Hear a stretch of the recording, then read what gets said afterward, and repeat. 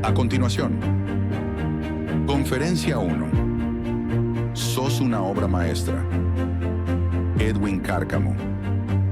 Expansión 2024. Magnum Opus.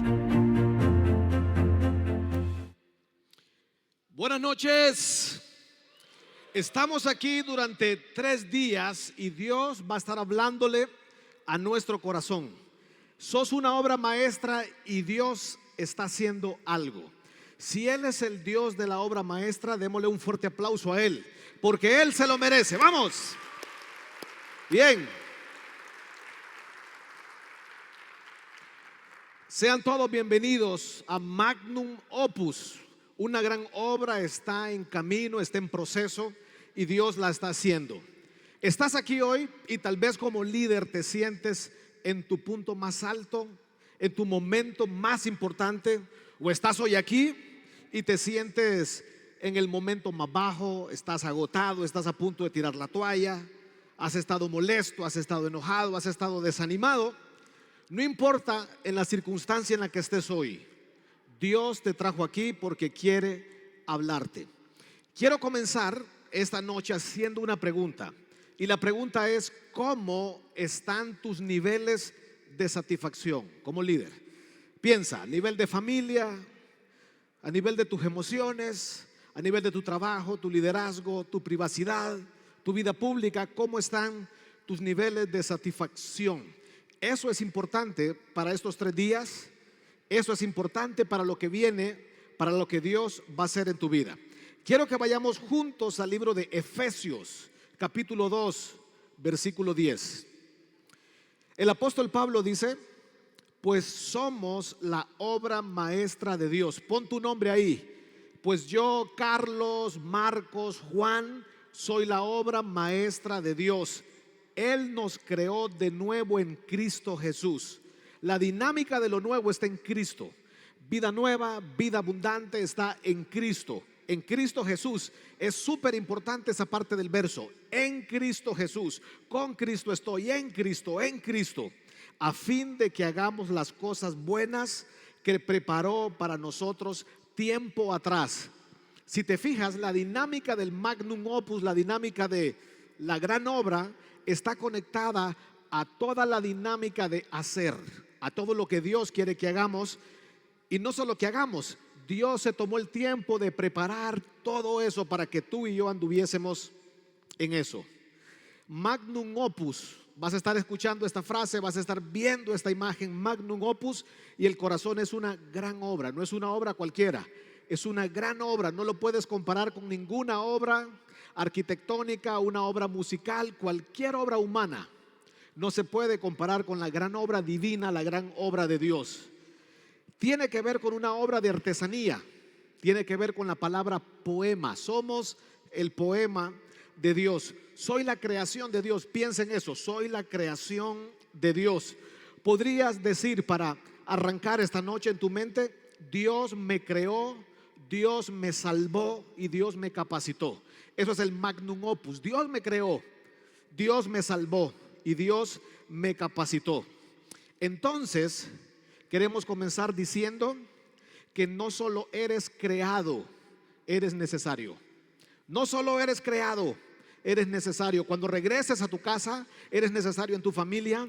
Cuando regreses a tu trabajo, cuando regreses a tu empresa, a tu negocio, a la sociedad donde te mueves, eres necesario. Fuiste creado, pero eres necesario. Dios te tiene en esta tierra. Si no fueras necesario, o Dios no quisiera que fueras tú, fueras otra persona, pero eres tú. Eres creado y eres necesario. Y en eso de que fui creado, Dios puso en mí el Espíritu Santo, vive en mí. Y ese Espíritu Santo está en una dinámica permanente con mis talentos, con mis dones, con mis habilidades, con mis destrezas, con mis competencias. Todos los días el Espíritu Santo está en contacto con esa dinámica. Así que te pregunto esta noche, la pregunta que te hago es: ¿qué es lo que te apasiona a ti hacer como líder? ¿Qué es lo que prende fuego? Cuando tú haces eso, ¿qué es lo que te da satisfacción? ¿En qué cosas tú eres bueno? ¿Qué otras personas han dicho de ti que eres bueno en esa área? Pero así como te apasiona, también te pregunto como líder, ¿Qué cosas te drenan? ¿Qué cosas has estado haciendo y simplemente te drenan? ¿Qué cosas hay poder cuando simplemente tú como líder, como obra creada, tú operas, ya sea ese don, esa destreza, esa competencia, tú lo operas y hay poder? ¿Qué cosas son? Eso es importante como líder que lo conozcas, que sepas. ¿Sabes por qué? Porque un día estaremos frente a Dios y Dios te va a preguntar: ¿qué hiciste con lo que te di? Esa pregunta la vas a tener un día. Dios te va a preguntar: te di todo esto a ti, exclusivamente a ti. ¿Qué hiciste con eso que te di? Esta noche quisiéramos partir nuestra conversación en dos. Y la primera parte le vamos a llamar la gran introspección. Hablando del magnum opus, de la gran obra maestra, la gran introspección es meter la sonda divina, que Dios vaya hasta el fondo de nuestro corazón y simplemente nos ayude a conocernos un poco más, a reflexionar un poco más, a iniciar este camino de 3 días diciéndole a Dios: Dios, quiero que tú me hables. Entonces vamos a ir al libro de Primera de Corintios 11:28. Dice la Biblia lo siguiente: así que cada uno debe examinarse a sí mismo. Fíjate, durante estos 3 días, para ti, así que cada uno de nosotros debe examinarse a sí mismo. Quiero tomar en esta primera parte de esta conversación un material muy importante que nos es útil a todos nosotros como líderes, de un escritor que se llama Patrick Lencioni. Y él habla acerca de la dinámica del jugador ideal. ¿Quién es un jugador ideal?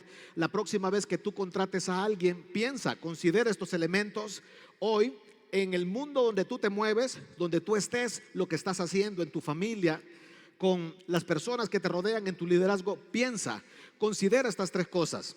¿Quién es un jugador ideal? Hay 3 cosas, 3 características muy importantes de un jugador ideal. Y en esta primera parte quisiéramos reflexionar un poco de esas 3 cosas, de esas 3 características, de esos 3 hallazgos, de esos 3 distintivos, de esas 3 marcas en la vida de un líder. Y lo primero que se menciona es la palabra hambriento, es una actitud, el hambre. Un jugador ideal tiene hambre. ¿Qué tanta hambre tienes hoy? ¿Quién es un líder hambriento? Un líder hambriento es alguien que constantemente está viendo hacia adelante, cómo salir adelante. Siempre está haciendo más. Un jugador con hambre es alguien que está tomando responsabilidades permanentemente.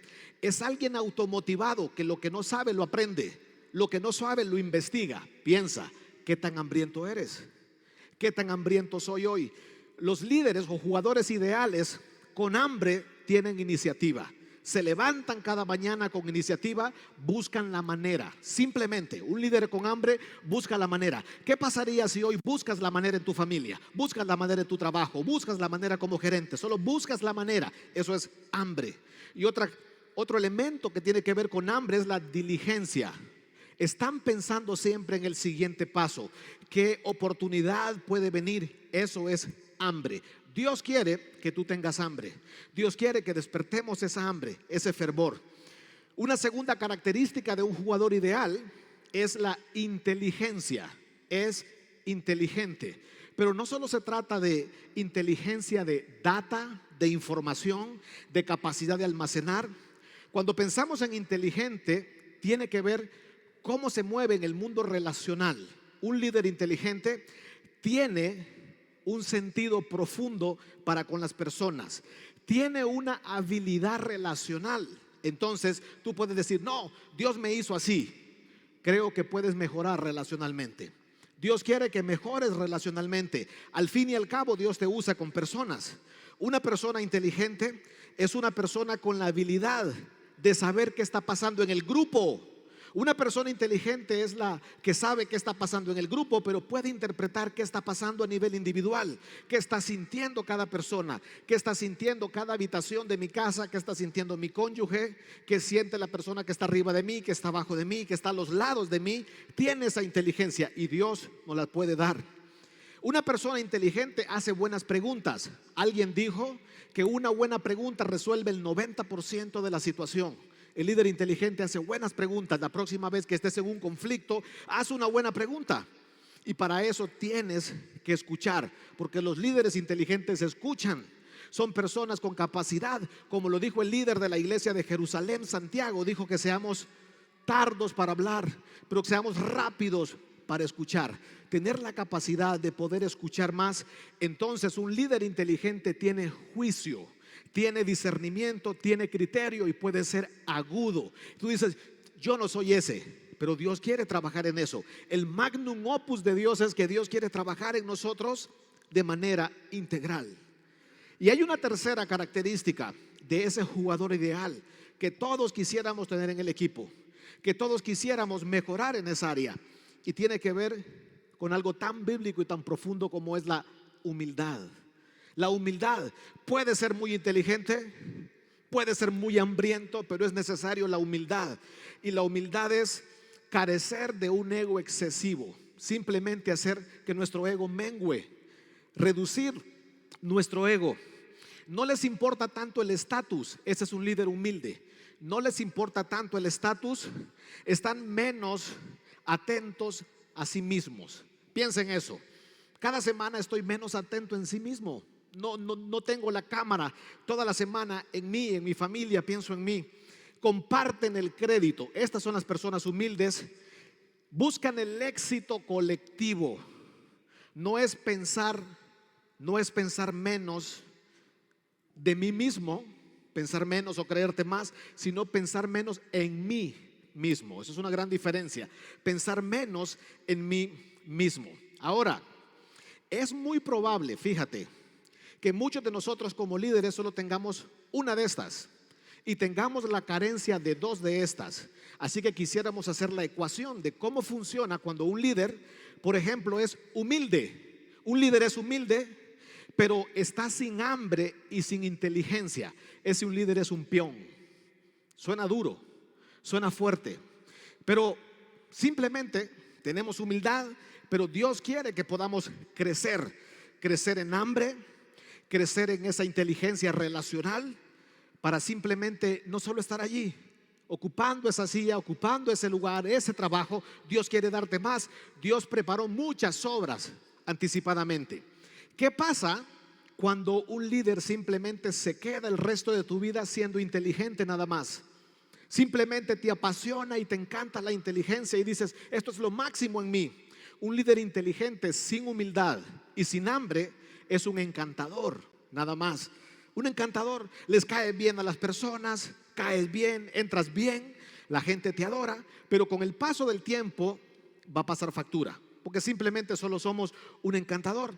¿Y qué pasaría cuando la marca distintiva en ti es el hambre? Eres un hambriento, te quieres comer el mundo todos los días, tienes ideas, eres un apasionado, eres eléctrico, pero no tienes humildad y no tienes inteligencia. Entonces simplemente eres un bulldozer. Se logra mucho contigo, pero dejas muchos muertos en el camino. Hay mucha sangre. Se termina la tarea, terminamos con éxito, pero hay mucho dolor. Hay esposas lastimadas, hijos de esposas lastimadas, compañeros de trabajo, amigos. Hay mucho derramamiento de sangre. Entonces, ¿qué pasaría si avanzamos un poco más en esto y decimos, ¿qué pasa entonces cuando yo tengo entonces, no me faltan dos, sino que tengo dos? Ya no solo tengo una, tengo dos áreas, pero tengo ausencia de una. Mira cómo va avanzando la figura. ¿Qué pasa cuando un líder es inteligente y es humilde, pero no tiene hambre? Fíjate, inteligente, humilde, sin hambre. Es un perezoso adorable. Es un perezoso adorable. Es encantador, es buena onda, no es irrespetuoso, pero es estático. Simplemente es estático. Puede ser que ahí estés hoy. Puede ser que las cosas no están avanzando porque simplemente Dios te está diciendo que busquemos un poquito más de hambre. ¿Qué pasa cuando un líder es humilde, es hambriento, pero no es inteligente? Es un creador de desorden accidental. Tiene buenas intenciones, no tiene problemas con nadie, pero hace falta esa inteligencia, hace falta esa capacidad relacional para que simplemente no toques los botones inadecuados y no solo de logísticos, de capacidad de competencia, sino a nivel de relación, de vida. Al final operamos con la materia más importante, que es la humana, el recurso humano. ¿Y qué pasa cuando somos inteligentes? Somos hambrientos, pero no somos humildes. Somos un político habilidoso. Y estos son los que se roban los asientos, simplemente por la motivación, las motivaciones. La humildad hace tanto la diferencia, hace tanto, pero tanto la diferencia. Quisiera rápidamente, ustedes pueden al final tener este material. Vamos a mencionar rápidamente solo algunas características, a modo de que tú puedas decir: creo que me identifico con una o con otra. Es una especie de test rápido para que ustedes puedan verlo. 18 o 17 puntos es una fortaleza. 16 o 14 puntos necesitas algo de trabajo. Y si tienes menos de 13 puntos, pues entonces hay que trabajar muy fuerte, muy fuerte. Para poder evaluarse, 3, cuando pones el número 3 es generalmente, el número 2 es a veces, y la palabra 1 es rara vez. Entonces hablemos del test para que tú digas: ¿cómo estoy en hambre? El hambriento. Mis compañeros de equipo dirían: hago más de lo requerido en mi propio trabajo, tengo pasión por la misión del equipo, siento un sentido de responsabilidad personal por el éxito general del equipo, estoy dispuesto a contribuir y pensar en el trabajo fuera del horario de oficina, estoy dispuesto a asumir tareas tediosas o desafiantes cuando sea necesario, busco oportunidades para contribuir fuera de mi área de mi responsabilidad. Eso es vasto como para saber cómo andas en hambre. Ahora, pensemos en inteligencia. Mis compañeros de equipo dirán: generalmente comprendo lo que sienten los demás durante las reuniones y conversaciones. Muestro empatía hacia los demás miembros del equipo. ¿Cómo te sientes ahí? Demuestro interés en la vida de mis compañeros de mi equipo. Soy un oyente atento. Soy consciente de cómo mis palabras y acciones impactan a otros en el equipo. Ajusto mi comportamiento y estilo para adaptarme a la naturaleza de una conversación o relación. Vayamos a la humildad. Los felicito o los elogio sin dudarlo. Admito fácilmente mis errores. Estoy dispuesto a asumir trabajos de nivel inferior por bien del equipo. Con mucho gusto comparto el crédito por los logros del equipo. Reconozco fácilmente mis debilidades. Ofrezco y acepto disculpas amablemente. Piensa, es muy probable que te sientas más fuerte en una o en otra área. El punto es que un momento fuerte, un momento de conmoción, una prueba, una dificultad, un tramo difícil, puede ser que haga que restes en alguna de estas áreas. Son 3 áreas recomendadas para estarlas evaluando periódicamente en el año. Periódicamente, que tú puedas estar haciendo una evaluación, una introspección. ¿Cómo estoy en hambre? ¿Cómo estoy en inteligencia relacional? ¿Cómo estoy en humildad? ¿Cómo estoy? Esa es la gran introspección. La segunda parte de esta conversación es el gran enfoque. ¿Qué hago con todo eso? Bueno, puede ser que Dios te mostró dónde estás hoy en una de estas 3 áreas. Ahora, el gran enfoque, el magnum opus, es aprender del maestro Jesús. ¿Quién mejor para aprender del maestro Jesús? Jesús de Nazaret, el león de Judá. Poder aprender un principio de liderazgo básico. A veces como líderes estamos soñando en aprender 80 cosas, 70 cosas, 1000 cosas. El maestro tenía dinámicas sencillas, profundas. Entonces, al pensar en el gran enfoque, estamos buscando profundidad y estamos buscando como líderes tener una cultura sostenible, que al paso de los años nosotros tengamos una cultura sostenible como líderes, en el puesto, en la posición, en la competencia que Dios nos da.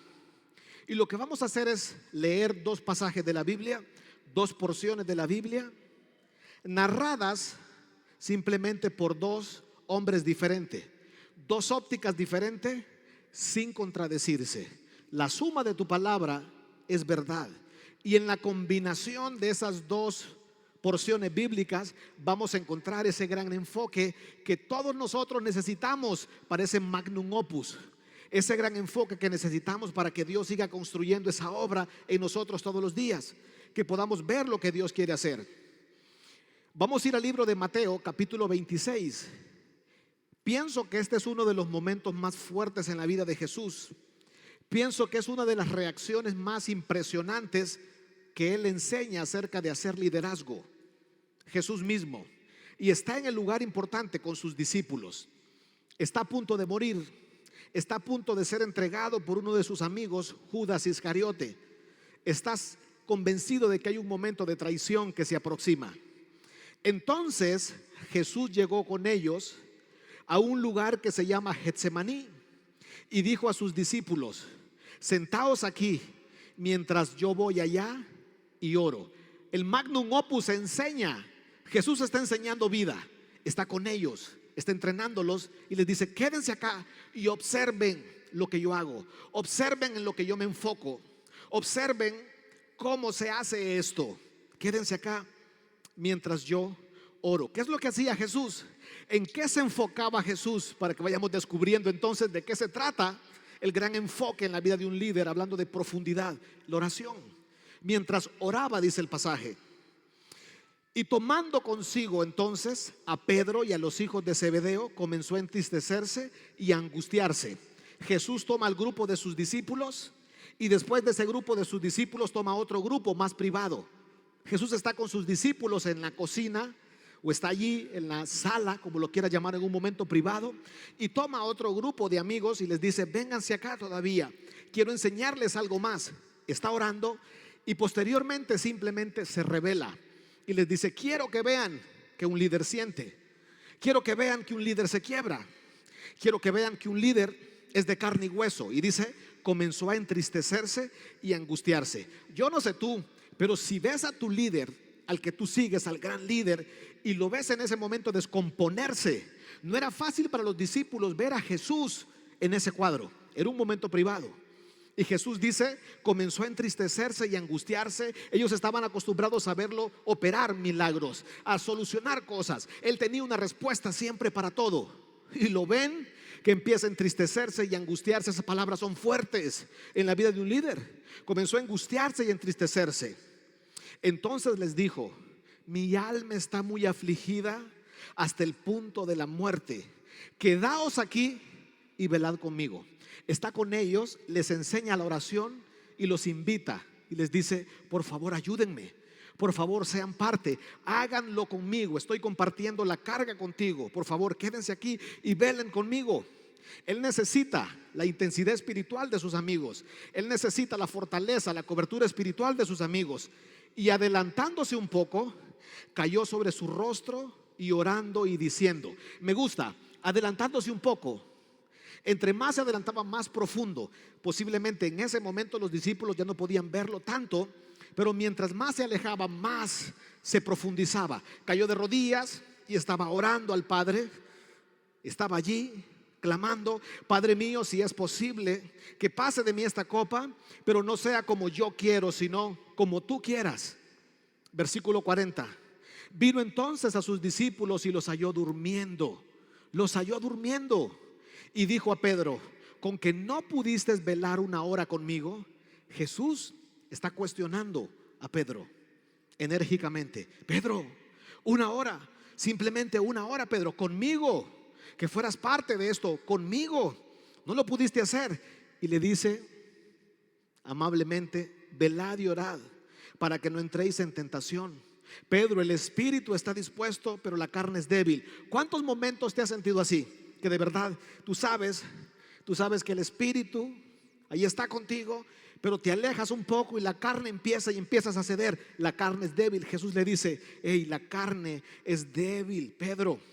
Apartándose de nuevo, y vuelve otra vez el gran enfoque.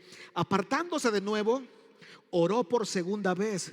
¿Cuántas veces había orado? Segunda vez.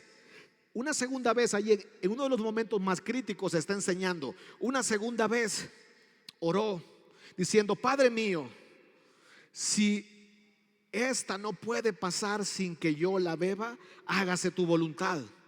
Y vino otra vez y los halló durmiendo, porque sus ojos estaban cargados de sueño. Piensa, ¿cómo funciona esto en la vida de un líder? Estaban cargados de sueño. Esto es un punto para investigar. ¿Por qué los discípulos estaban tan cargados de sueño? Si estaban en uno de los momentos más impresionantes y más críticos, están con su líder allí. Su líder está pidiéndoles ayuda. Dice, estaban cargados de sueño, dejándolos de nuevo. ¿No crees que Jesús era relacional?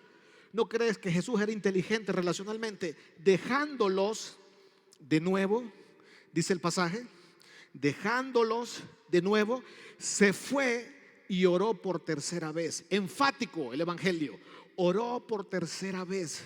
Jesús nos está enseñando que un líder ora. En los momentos cruciales ora, en los momentos cotidianos ora, en los momentos críticos ora, diciendo otra vez las mismas palabras, diciendo con sinceridad: Padre, aquí estoy librando una de las batallas más fuertes. Habían varias cosas allí.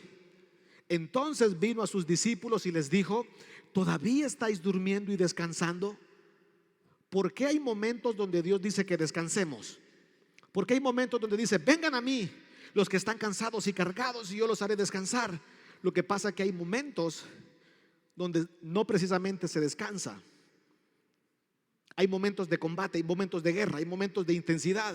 Y le dice: hey, están descansando. He aquí, ha llegado la hora y el Hijo del Hombre es entregado en manos de pecadores. Y les dice de la nada: cambia el ritmo de juego, levantaos, vamos, mirad, está cerca el que me entrega. Hace un cambio de juego Jesús, hace un cambio de ritmo. La oración te pone en ritmo, te pone en movimiento. La oración te fortalece, hace un cambio de juego. Hey, ya, levántense. Viene nada más y nada menos el que tuvo 3 años con nosotros, el que metía su mano en el plato, Judas. Yo no sé cómo te sientes tú en un momento de traición. Jesús era Jesús, pero viene nada más y nada menos que Judas. No era cualquier persona que venía, era Judas, una persona muy cercana. Jesús lo amaba de verdad, lo quería de verdad. Entonces, ¿qué es lo que estamos viendo en este gran enfoque? Le llamamos los momentos Getsemaní. Jesús nos enseña que el enfoque es: un líder tiene momentos Getsemaní. ¿Qué es un momento Getsemaní? Son esos momentos de confianza. ¿Cuáles son tus momentos Getsemaní? ¿Cuáles son esos momentos donde estás rodeado de un grupo de personas íntimas que tú sabes que puede ser tú? Son momentos para pensar en voz alta, los momentos Getsemaní, donde tú puedes pensar en voz alta, donde te puedes quitar la ropa y sentir vergüenza, pero estás en un espacio no solo seguro. ¿Han escuchado ustedes eso? El famoso espacio seguro.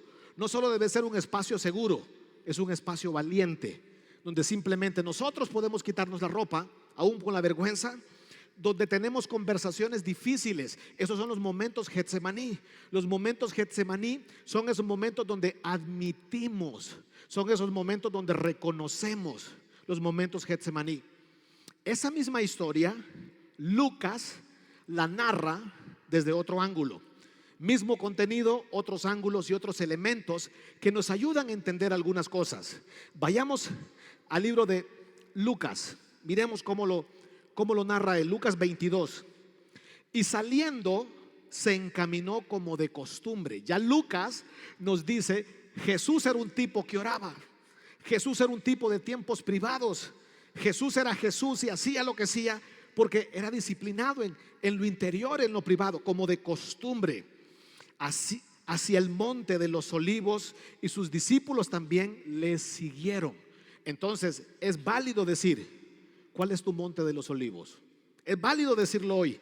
Esa esquina, ese patio, ese carro, tienes que buscarlo y decir: ¿cuál es mi monte de los olivos? ¿Cuál es ese lugar donde yo frecuento de costumbre? ¿Cuál es ese lugar donde invito a otros a crecer?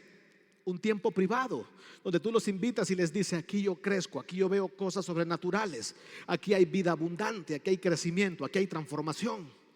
Y cuando llegó al lugar les dijo: orad para que no entréis en tentación. Lucas lo está narrando. Y se apartó de ellos como a tiro de una piedra. Rápidamente se movió y poniéndose de rodillas oraba. O sea, no fue que oró, oraba. Allí estaba, dice Lucas, orando, diciendo: Padre, si es tu voluntad, aparta de mí esta copa, pero no se haga mi voluntad, sino la tuya. Aquí viene, les digo, una de las cosas que a mí me impactó. De todo este pasaje, creo que esta es la parte que a mí me agarró, me revolcó una y otra vez. Lo que viene a continuación, lo que vio Lucas, lo que Lucas pudo registrar. Mateo no lo puso, pero Lucas sí. Entonces dice que cayó de rodillas. Versículo 43. Entonces se le apareció el ángel del cielo, fortaleciéndole. Viene la fuerza divina. Se aparece un ángel. Llega el ángel y le dice: Jesús, me han enviado a una misión. No me enviaron a quitarte este problema. No me enviaron a que puedas obviar esta misión. Jesús, simplemente me enviaron a fortalecerte, a darte un poco de carga, de energía. Vamos a darte un poco de carga, como cuando tu carro está sin carga y 2 minutos más, 3 minutos más, 4 minutos más, simplemente a fortalecerlo. Qué maravilloso es que diariamente venga el cielo y te fortalezca, te pase un poco de carga, fervientes de espíritu, sirviendo al Señor a través de la comunión con Jesús. Eso está ocurriendo allí. Eso es el magnum opus, eso es profundo. Jesús está enseñando, Jesús nos está diciendo cómo funciona un líder sostenible, cómo se mueve un líder sostenible. Muchos de nosotros lo hacemos de manera programada porque ya no sabemos el sistema, pero tarde o temprano nos pasará factura. Jesús, de costumbre, dice: el ángel vino. Y el verso 44 me impacta porque lo fortaleció. Pero no fue que se puso más fácil la cosa, por eso fue el momento de fortalecer. Y estando en agonía, oraba con mucho fervor. El ángel viene, lo fortalece y se pone más dura la cosa, se pone más difícil la situación. Y entonces él aumenta, mete tercera, mete cuarta, mete quinta y empieza a orar con más fervor, con más intensidad. Podemos aumentar nuestra capacidad de oración, podemos aumentar nuestra capacidad espiritual. Nuestro nivel, nuestro calor espiritual es comprobado, se puede aumentar. Y dice que lo hacía con mucho más fervor. Y viene una combinación clínica. Y su sudor se volvió como gruesas gotas de sangre que caían sobre la tierra. Esto es impactante para los discípulos, para cualquier persona que viera ese cuadro. Levantaban el polvo, espesa, a veces ni se rompía la gota, solo allí las gotas de sangre, diciéndonos que hay una conmoción emocional, la aguja de tensión, la aguja de momento difícil a nivel emocional ha subido, como cuando tu carro ahí en la Cuesta de la Virgen te calentó y mirabas: va a llegar a rojo, va a llegar a rojo, el humo, el humo, el humo. Allí está Jesús angustiándose, estaba en agonía, lloraba con mucho fervor. Cuando se levantó de orar, fue a sus discípulos y los halló dormidos. Aquí me impactó. Me impactó porque Mateo dice que estaban cargados de sueño, pero ya Lucas nos revela un problema. Y Lucas dice que los halló dormidos a causa de la tristeza.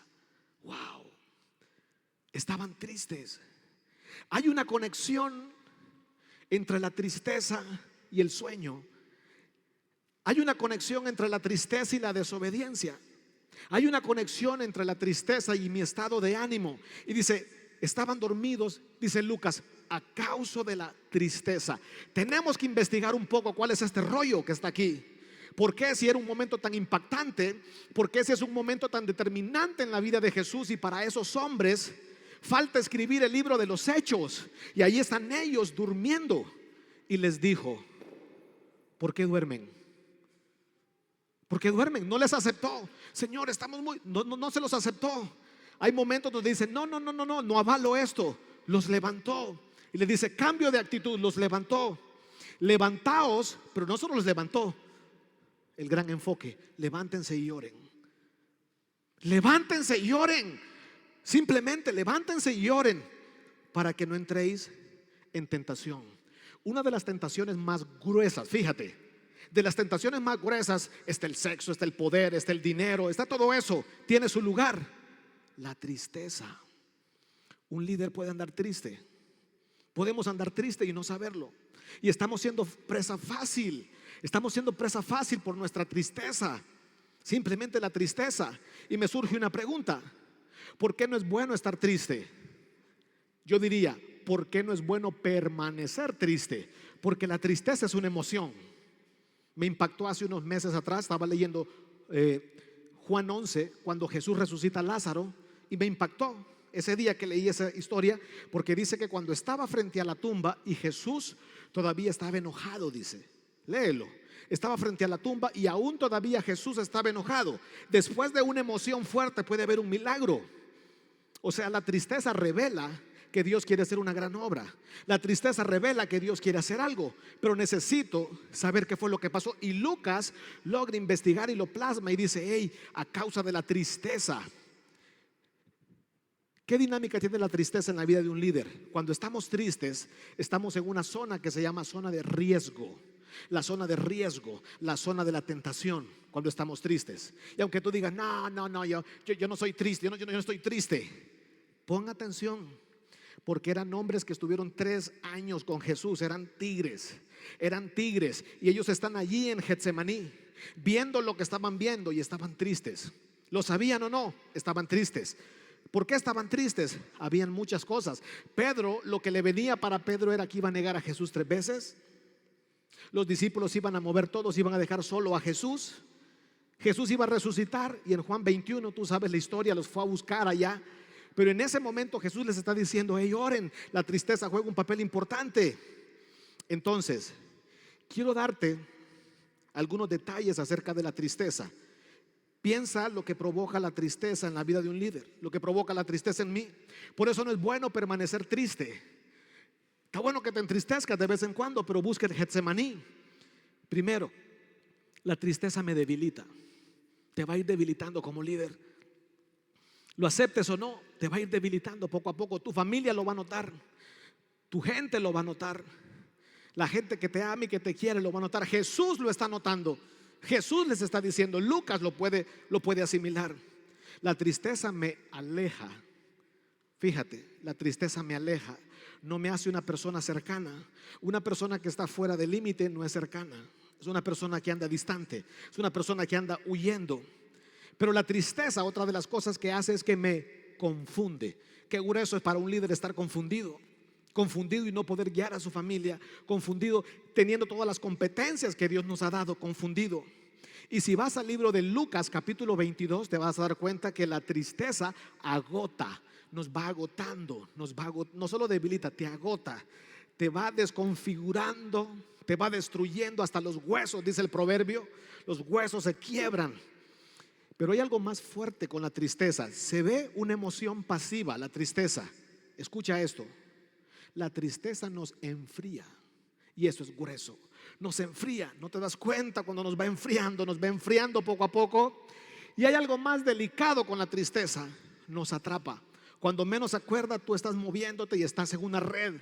Te atrapa y no te puedes mover. Estás atrapado en la tristeza. Escuchas voces de personas que te quieren ayudar, pero estás atrapado. Y hay algo más fuerte que me impactó leyendo los evangelios. Si vas a Lucas 21 y lees despacio todos los versos, la tristeza endurece el corazón, así como lo escuchas.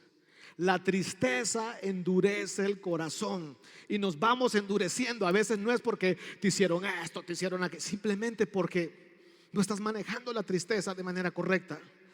Endurece el corazón. Y hay algo más fuerte. Creo que esta es la parte más fuerte. La tristeza me hace dormir. Pero ¿cómo? Si es necesario dormir. Sí, la melatonina es importante, pero cuando es necesario, me hace dormir. ¿Cuál es esa figura de me hace dormir? Hey, levántense, levántense. ¿Sabes qué significa dormir? Cuando un líder se duerme, es un líder que se queda sin discernimiento. Es un líder que se queda sin claridad. Cuando te duermes, estás dormido. Es un líder que pierde su ritmo. Pierdes ritmo simplemente. Es un líder que está dormido y está perdiendo terreno. Estás perdiendo terreno y más terreno y más terreno y más terreno. Hay historias en la Biblia de dormir. Jonás estaba dormido y lo levantan. ¿Qué te pasa, dormilón? Y lo tiran al agua. Y él dice, está bien, tírenme. El sueño te lleva a la profundidad, a lo más profundo. El sueño nos puede catapultar allá en lo más profundo. Dice, está bien, tírenme. Noé, dice que Noé se embriagó. Estaba fuera de control, desilusión, dice Efesios. El alcohol, dice que cuando despertó, había un gran conflicto a nivel de hijos, había un gran problema. Uno de sus hijos se había complicado. Hay otra historia de dormir Sansón, por ejemplo, se durmió, y cuando levanta Sansón se levanta sin fuerzas, sin fuerzas. Un líder se levanta del sueño. Levántate tú que duermes, se levanta sin fuerzas, sin trenzas, sin cabello, sin poder. Hay otro hombre en la Biblia que se llama Sísara.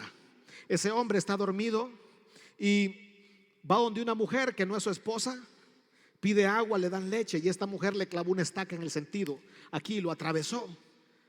El sueño provoca tragedias. Como líderes, tragedias. Y hay otra historia más, por ejemplo la de David. El ocio, estaba durmiendo. El pueblo estaba en la guerra y él estaba durmiendo. En ese momento no tenía que estar dormido. Se quedó sin discernimiento, sin claridad, sin ritmo. Y hay un pasaje más fuerte todavía, y quiero llevarlos al libro de Nahum. Nahum capítulo 3 versículo 18.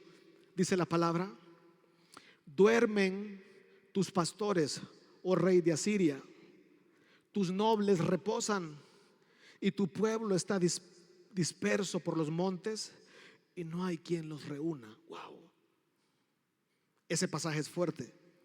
Duermen tus pastores, oh rey de Asiria. Los nobles están descansando. Cuando sí, cuando no. Entonces, tristeza mal manejada provoca más tristeza. Grábate eso. Tristeza mal manejada provoca más tristeza.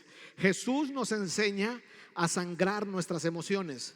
Jesús nos enseña que las emociones dolorosas necesitan ser expresadas. Jesús está ahí con sus amigos. Está en ese momento Getsemaní, simplemente abriendo su vida, pero está enfocado. Está allí dándole importancia a la oración y dándole importancia a los amigos Getsemaní, a ese grupo de personas con los cuales él puede abrir su vida. Entonces, quiero compartir con ustedes algo importante de la oración, y son 4 niveles de la oración. No sé en cuál necesitas crecer. Hablando de sueño, hablando de dormir, Jesús dice: oren, oren, oren, por favor, oren. El primer nivel de oración se le llama la falta de oración. Por eso Jesús dice: oren, oren, oren. El segundo nivel es mala oración. Ustedes piden mal. ¿Recuerdan eso? Oran y piden mal. El tercer nivel de oración, si podemos decirles mediocre oración, Jesús dice: no tienen fe. Ustedes no tienen fe. Y una oración poderosa, ese es otro nivel. Cuando crecemos en oración es cuando recibimos el apoyo divino. Cuando los ángeles vienen y nos fortalecen, no nos cambian la situación. No es que nos da un atajo para que yo no atravesemos esa prueba, sino que nos fortalece y podemos atravesar y podemos ir al siguiente nivel. Es una conexión real con Jesús. Jesús experimenta el cielo porque recibe la respuesta del ángel. El ángel llega y le pasa carga y está con él allí. Le dice: aquí manda Dios a fortalecerte. Entonces, grábate esto: el enfoque de un líder se vuelve insostenible cuando todo depende de nosotros. Se volverá insostenible cuando todo depende de nuestra capacidad, depende de nuestra inteligencia, depende de nuestra experiencia, depende de nuestras rutinas. Jesús, siendo Jesús, dice, como de costumbre, oraba. Si se entiende el mensaje de la oración, se entiende la urgencia de orar, así como lo hacía Jesús. Entonces, ¿se acuerdan? Inteligente, hambriento y humilde. ¿Recuerdan esas 3 cosas? Inteligente, hambriento y humilde. Queremos agarrar este pasaje y tratar de graficarlo en inteligencia, humilde y hambre, porque las 3 cosas son importantes: hambre, humildad, inteligencia. Entonces, una persona hambrienta es una persona que ora, simplemente ora. Jesús ora, ora, ora, ora, ora. Más hambre, más oración. Y esto es igual a los recursos del cielo. ¿Quieres experimentar los recursos del cielo? Pídeme y te daré. Pídeme, pídeme, pídeme, búscame. La oración es ese lugar donde encontramos ritmo, donde somos transformados, donde conocemos a Dios a otro nivel, donde vamos a lo profundo. Dios mete su sonda y nos revela. Dios puede decirnos que estamos deprimidos, que estamos tristes, porque quiero decirte, la tristeza tiene como 10 caras: desánimo, tristeza, colapso, fatiga. Tiene muchas caras. La inteligencia, ¿recuerdas eso? Es igual a la interacción. ¿Te acuerdas la inteligencia, capacidad para relacionarse? Jesús está orando con un grupo de amigos, está interactuando con otros creyentes maduros que lo ayudan en los momentos difíciles. No te olvides de la interacción. La interacción relacional es importante en las disciplinas espirituales. La interacción es amigos Getsemaní. Serían los amigos Getsemaní. Y una persona humilde es una persona con sumisión. En la historia Jesús dice: Señor, está orando y dice: hágase tu voluntad y no la mía. ¿Recuerdas eso? Hágase tu voluntad. Eso es poderosísimo. Cuando estamos orando, estamos entrando en sumisión. Cuando estamos orando, nos alineamos con el Todopoderoso, con el Todo Suficiente, y estamos en el lugar correcto, alineados en sumisión como debe de ser, para no errar. En sumisión, menguar para crecer, revertir la tristeza. Revertir la tristeza. Y hay unas fórmulas que quisiéramos compartir contigo hablando de oración. Y esa primera fórmula es: ¿qué pasa si tengo sumisión y tengo interacción con otros creyentes, pero no tengo oración? Soy un incrédulo sumiso. ¿Estarás alineado? ¿Estarás ahí? Sí, Señor, pero hay incredulidad. Y cuando hay incredulidad, ¿qué sucede? Dice la Biblia. ¿Qué pasaría si tienes interacción relacional con otros creyentes, tienes tus amigos Getsemaní y tienes mucha oración, pero no tienes sumisión? Serás un rebelde agradable. No caerás mal. Pero en el fondo, como dijo Jesús, ¿quién obedeció? ¿Quién al final lo hizo? ¿Obedeciste o no obedeciste? Eso es profundidad. Eso es profundidad, revelar, que Dios revele. Y lo otro es: imagínate que estamos orando, mucha oración, mucha sumisión, pero menos interacción. No estamos con otros creyentes, somos espirituales desconfiados. Hermano, necesitamos creer. Jesús tenía que creer en esos hombres, que esos hombres que lo estaban dejando solo iban a hacer historia en el libro de los Hechos. Esos hombres iban a marcar una historia, iban a hacer cosas increíbles. Jesús les había dicho: mayores cosas van a hacer ustedes en mi nombre. Quiero que vayamos al libro de Romanos, capítulo 14, versículo 7. Dice la Biblia lo siguiente: porque ninguno de nosotros, escucha eso, vive para sí mismo. Ninguno de nosotros vive para sí mismo, y ninguno de nosotros muere para sí mismo. Pues si vivimos, para el Señor vivimos. Eso es fuerte, eso es enfoque. Y si morimos, para el Señor morimos. Por tanto, ya sea que vivamos o que muramos, magnum opus del Señor somos, el Creador. Por eso, hermanos, no solo somos creados, somos necesarios. Sos necesario.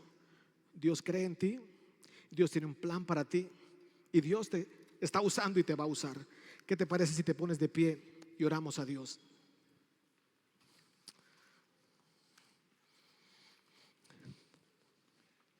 Señor, aquí estamos viendo ese momento tan majestuoso donde tú nos estás enseñando a ser líder.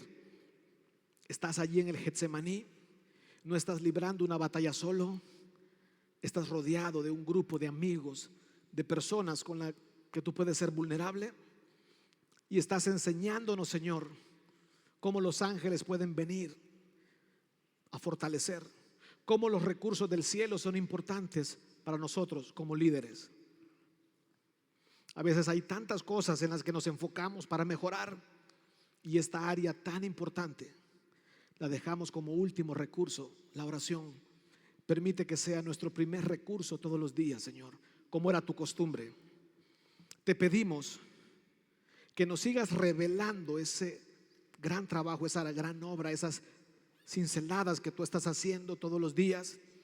Y aquí está este grupo de personas, de hombres que han venido, Señor, que han dejado familias hoy, que han dejado agendas, que han dejado estatus, han dejado zona de confort, y aquí están, deseosos de que tú les hables, deseosos de que tú los sigas usando, deseosos de que te reveles, Señor.